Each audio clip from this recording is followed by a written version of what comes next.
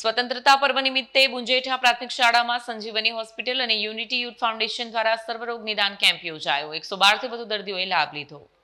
ડભોઈના બુંજેઠા પ્રાથમિક શાળામાં 15મી ઓગસ્ટ નિમિત્તે સંજીવની મલ્ટી સ્પેશિયાલિટી હોસ્પિટલ વડોદરા અને યુનિટી યુથ ફાઉન્ડેશન દ્વારા સર્વરોગ નિદાન કેમ્પ યોજાયો.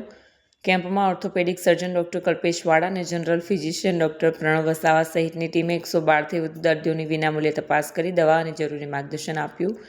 80 વિદ્યાર્થીઓને ડાયરી, નોટબુક, કંપાસ તથા પેન પેન્સિલ સેટનું વિતરણ કરવામાં આવ્યું. કાર્યક્રમના અંતે વિદ્યાર્થીઓ અને ગ્રામજનો માટે પાઉંભાજીના ભોજનની વ્યવસ્થા પણ કરવામાં આવી. ઓકે, આજ રોજ અમે બુંજેઠા પ્રાથમિક શાળાની અંદર આવ્યા છે અને Vijaya charitable trust, unity youth foundation અને અહીંના જે બુંજેઠા પ્રાથમિક શાળાના જે પટેલ જિગ્નેશભાઈ છે એમના થ્રુ અમે લોકો અહીંયા આગળ 144 છોકરાઓને લાઈવ પાઉંભાજી ખવડાવી છે. નોટબુક છે, કંપાસ બુક છે, વોટર બેગનું વિતરણ કર્યું છે.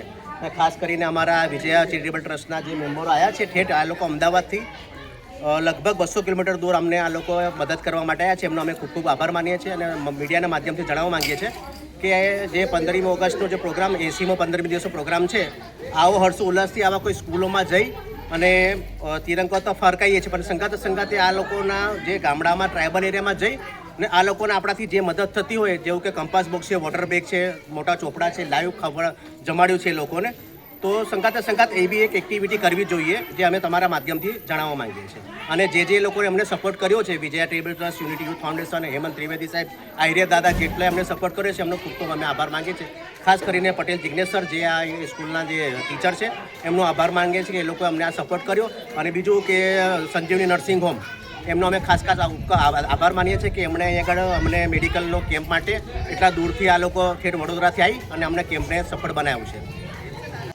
વિડીયો જર્નાલિસ્ટ ફઝલ રઝા ખત્રી સાથે સત્યા ટીવી ન્યૂઝ, ડભોઈ.